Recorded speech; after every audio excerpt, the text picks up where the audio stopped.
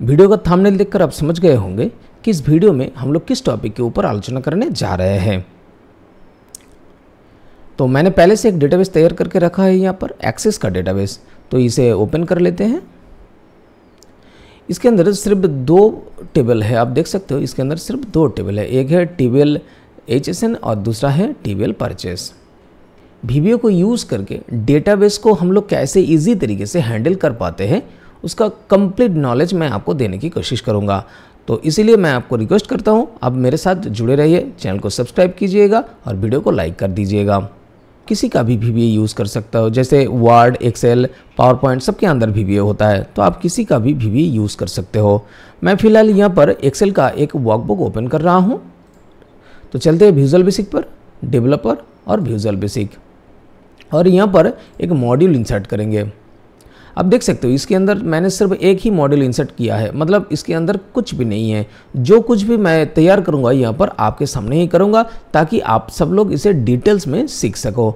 इसे देखने के बाद भी अगर आपके मन में कोई भी क्वेश्चन आता है तो मुझे कमेंट्स कीजिएगा, मैं जल्द से जल्द आपको रिप्लाई देने की कोशिश करूँगा। तो हम लोगों ने जो डेटाबेस तैयार किया है, यहाँ पर डेटाबेस को देख सकते हो आप, जिसके अंदर बहुत सारा डेटा है। इसके अंदर हम लोग एक टेबल क्रिएट करेंगे और टेबल के अंदर हम लोग डेटा को इंसर्ट करेंगे, ऐड करेंगे डेटा। तो ये जो डेटाबेस है, पहले इसके साथ हमें कनेक्ट करना है। ये जो VBA प्रोजेक्ट है, इस VBA को इसके साथ कनेक्ट करेंगे। कनेक्ट करने के लिए हमें एक सब रूटीन लिखना है यहाँ पर। तो लिखेंगे सब DBCONN। तो डेटाबेस के साथ कनेक्ट करने के लिए हमें एक वेरिएबल्स चाहिए। वेरिएबल्स को यहाँ पर डिक्लेयर कर देते हैं, जैसे लिखते हैं dim CNN एज ADO। देखिए यहाँ पर ये जो ADODB है ना, यहाँ पर आ नहीं रहा है, क्योंकि हमें एक रेफरेंस को एक्टिव करना है, जो है माइक्रोसॉफ्ट का ActiveX डेटा ऑब्जेक्ट लाइब्रेरी। तो आप M दबाइए और नीचे थोड़ा सा आने के बाद आप देख पाएंगे यहाँ पर है ये जो Microsoft ActiveX data object library है, आप देख पा रहे हो। ये जो है माइक्रोसॉफ्ट का ActiveX डेटा ऑब्जेक्ट लाइब्रेरी, आप देख पा रहे हो। यहाँ पर इसका लोअर वर्जन भी है और हायर वर्जन भी है। जो कुछ भी मैं यहाँ पर करने जा रहा हूँ वो एकदम लोअर वर्जन भी आप कर सकते हो और हायर वर्जन को भी आप यूज़ कर सकते हो। तो मैं सिर्फ लोअर वर्जन को यहाँ पर सिलेक्ट करूँगा और ओके कर दूँगा। अभी इसे हटाते हैं यहाँ पर, और एस के बाद एक स्पेस देके यहाँ पर लिखते हैं ADODB कनेक्शन। देखिए अब यहाँ पर आ चुका है। अब यहाँ पर लिखेंगे ADODB डॉट कनेक्शन। ये जो ऑब्जेक्ट हम लोगों ने डिक्लेयर किया है यहाँ पर, इसे अभी तक सेट नहीं किया है, तो सेट करना होगा। तो लिखेंगे set CNN equals to NEW new ADODB dot connection. अब ऐसे कर सकते हो, और नहीं तो जहाँ पर डिक्लेयर किया था पहले, जो एज लिखा है, एज के बाद हम लोग लिख देंगे न्यू। एक ही काम करेगा ये। हमें करना है जितना शॉर्ट हो सके। कनेक्शन तैयार करने के लिए हमें चाहिए प्रोवाइडर और जो डेटाबेस है उसका फुल पाथ। तो यहाँ पर लिखते हैं CNN डॉट ओपन। पहला जो पैरामीटर्स है यहाँ पर जो कनेक्शन स्ट्रिंग में हमें देना है प्रोवाइडर और डेटाबेस का पाथ, फिर यूज़र ID, फिर पासवर्ड, फिर ऑप्शन। तो यूज़र ID, पासवर्ड और ऑप्शन, इन तीनों के बारे में हम लोग किसी और वीडियो में चर्चा करेंगे, क्योंकि इस वीडियो सीरीज में डेटाबेस को हैंडल करने के लिए जितने सारे छोटे से छोटे टॉपिक है, सबको मैं डिटेल्स में आपको बताने की कोशिश करूँगा। तो चलिए फिलहाल यहाँ पर जो कनेक्शन स्ट्रिंग है इसे लिखते हैं यहाँ पर। तो एक डबल इन्वर्टेड कोड के अंदर लिखेंगे, पहले लिखेंगे प्रोवाइडर और इक्वल्स टू देके, प्रोवाइडर है हम लोगों का माइक्रोसॉफ्ट और यहाँ पर dot ACE dot OLEDB dot 12.0 और एक कोलोन यहाँ पर लगा देंगे। तो कोलोन तक हो गया जो प्रोवाइडर है। उसके बाद हमें देना है डेटा सोर्स। डेटा सोर्स एक इक्वल्स टू देंगे, और यहाँ पर जो डेटाबेस है हम लोगों का, उसका पाथ हम लोग कॉपी कर लेंगे और इसके अंदर यहाँ पर पेस्ट कर देंगे। अब ध्यान रखिएगा ये ठीक ठाक है कि नहीं, मतलब इसके अंदर कोई सिंटेक्स एरर तो नहीं है। सिंटेक्स एरर को हटाना है यहाँ से। देखिए ये जो डबल इन्वर्टेड कोड यहाँ पर 2 बार लगाया गया है, इसे मैंने यहाँ से हटा दिया क्योंकि यहाँ पर सिंटेक्स एरर आ सकता है। अब हमें क्या करना है, जब हम लोग कनेक्शन को ओपन कर रहे हैं तो कनेक्शन को क्लोज भी हमें करना पड़ेगा। तो यहाँ पर लिखेंगे cnn.close। कनेक्शन सही तरीके से हुआ कि नहीं हमें एक बार चेक करना है। तो चेक करने के लिए हम लोग डिबग करेंगे, मतलब डिबग प्रिंट करेंगे और यहाँ पर लिखेंगे cnn.state। एक बार आप यहाँ से भी रन कर सकते हो और मैं कीबोर्ड से F5 दबा रहा हूँ। देखिए यहाँ पर 1 दिखा रहा है और जो नीचे मैंने लिखा था cnn.close, उसके बाद एक बार डिबग प्रिंट करके देखते हैं क्या रिजल्ट आता है। देखिए पहले जो डिबग प्रिंट किया था वहाँ पर दिखाया 1 और क्लोज करने के बाद जो डिबग प्रिंट किया वहाँ पर दिखा रहा है 0। अब चलते हैं डेटाबेस के अंदर। डेटाबेस के अंदर एक नया टेबल इंसर्ट करेंगे। तो क्रिएट के अंदर टेबल और डिज़ाइन व्यू में जाएंगे तो टेबल का नाम टेबल 1 ही रखने देते हैं।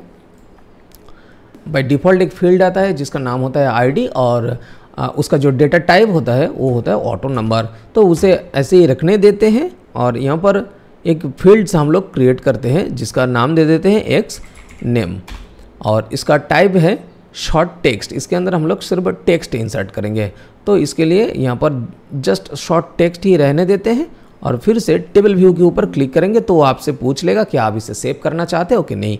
तो मैं यहाँ पर यस कर रहा हूँ ताकि ये सेव हो जाए। एक बार देखिए यहाँ पर मैं किसी का नाम लिख रहा हूँ, मैं यहाँ पर नाम लिख रहा हूँ सौभिक।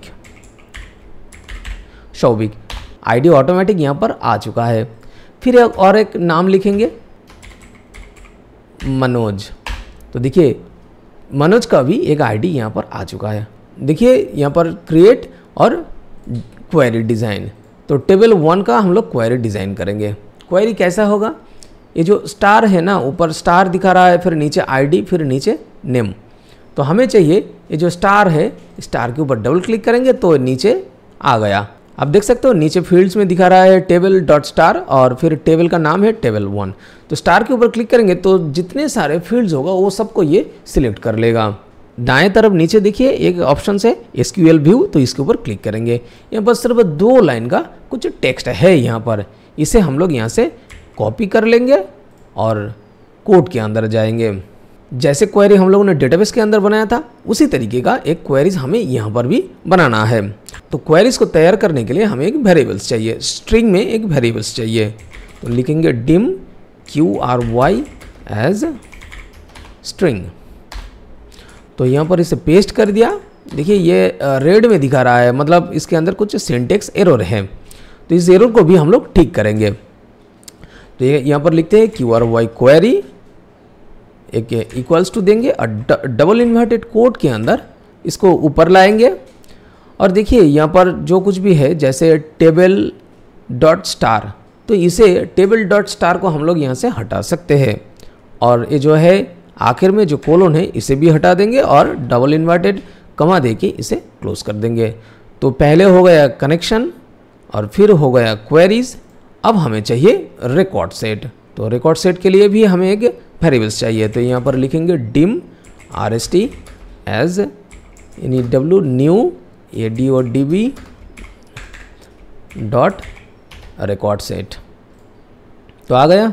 अब रिकॉर्ड सेट को हम लोग ओपन करेंगे। जैसे कनेक्शन ओपन किया, रिकॉर्ड सेट को हमें ओपन करना है तो लिखेंगे rst डॉट ओपन, एक स्पेस देंगे। तो यहाँ पर देखिए सोर्स मांग रहा है, यहाँ पर सोर्स होगा क्वेरी। जो क्वेरी हम लोगों ने तैयार किया था उस क्वेरी को हम लोग यहाँ पर दे देंगे। एक्टिव कनेक्शन अभी हम लोगों के पास कौन सा है, जो है CNN। फिर कॉमा देंगे और देने के बाद देखिए यहाँ पर कौन सा टाइप पे आप ओपन करेंगे। तो मैं यहाँ पर सिलेक्ट करूँगा ओपन की सेट। फिर कॉमा देंगे, फिर कॉमा देने के बाद ये जो लॉक टाइप है, लॉक टाइप को मैं सिलेक्ट करूँगा लॉक ऑप्टिमिस्टिक।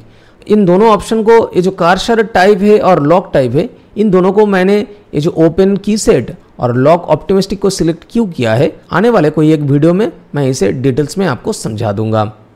अब हम लोग देखेंगे कि ये जो रिकॉर्ड सेट है ये ओपन हो रहा है कि नहीं। तो फिर से मैं यहाँ पर लिखूंगा debug.print rst.state और इसे एक बार रन करेंगे। इमीडिएट विंडो को क्लियर कर दिया और रन किया। देखिए यहाँ पर 1 दिखा रहा है। आप सब लोग जानते हो 1 मतलब ट्रू और 0 मतलब फॉल्स। तो इसे यहाँ से हटा देते हैं। जैसे कनेक्शन हम लोगों ने ओपन किया था, फिर कनेक्शन को हम लोग क्लोज कर रहे हैं। ठीक उसी तरीके से जैसे हम लोग रिकॉर्ड सेट को ओपन करेंगे, ठीक उसी तरीके से हमें रिकॉर्ड सेट को भी ओपन करना है। तो यहाँ पर लिखेंगे rst.close। तो रिकॉर्ड सेट भी यहाँ पर क्लोज हो चुका है। डेटाबेस के अंदर एक नया रिकॉर्ड डालना है, तो कैसे करेंगे? यहाँ पर हम लोग लिखेंगे rst.add_new, एक नया रिकॉर्ड उसके अंदर डालेंगे। फिर से नीचे लिखेंगे rst.filds फील्ड्स, पैरेंथेसिस को ओपन करेंगे और डबल इन्वर्टेड कोट के अंदर जो फील्ड्स का नाम है, फील्ड्स का नाम है, हमें फील्ड्स का नाम देखिए यहाँ पर जो टेबल 1 है एक्स नेम है, तो फील्ड्स का नाम यहाँ पर लिखेंगे x name double inverted code और पैरेंथेसिस क्लोज कर देंगे और इक्वल्स टू दे के जो कुछ भी नाम हम लोग डेटाबेस के अंदर, जो डेटा हम लोग डेटाबेस के अंदर डालना चाहते हैं वो यहाँ पर डाल देंगे। तो मैं यहाँ पर कुछ अलग नाम लिख रहा हूँ, जनवरी लिख दिया मैंने और एक बार इसे रन करेंगे। Operation is not allow in this context. ये जो रिकॉर्ड सेट है ये इसे क्लोज कर नहीं पा रहा है। क्यों? देखिए इसके अंदर एक नया डेटा वो ऐड कर रहा है, एक नया डेटा ऐड कर दिया है।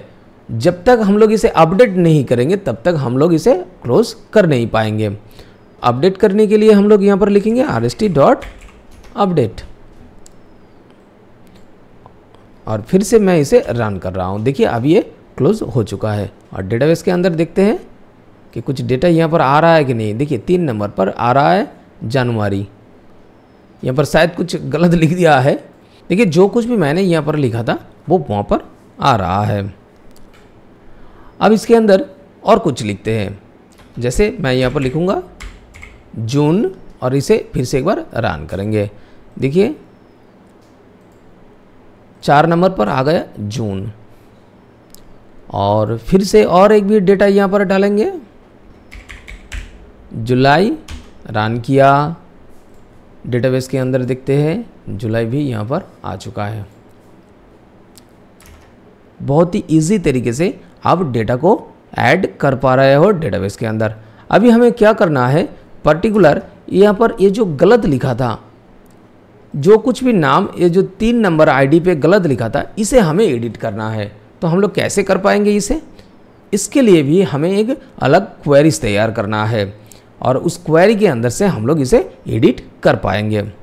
यहाँ पर जो क्वेरीज तैयार किया था उसके ऊपर चलते हैं और देखिए ये जो टेबल हम लोगों ने सिलेक्ट किया था इसे फिलहाल यहाँ से डिलीट कर देते हैं और आईडी और नेम इन दोनों को अलग अलग नीचे फील्ड्स के अंदर मैंने ले आया।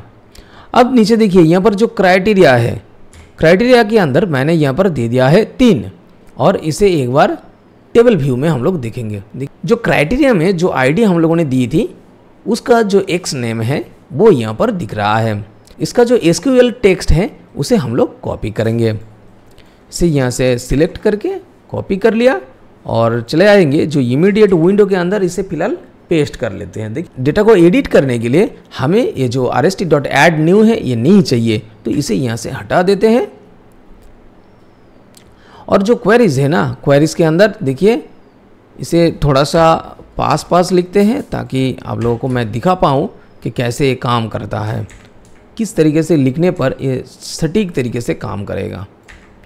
देखिए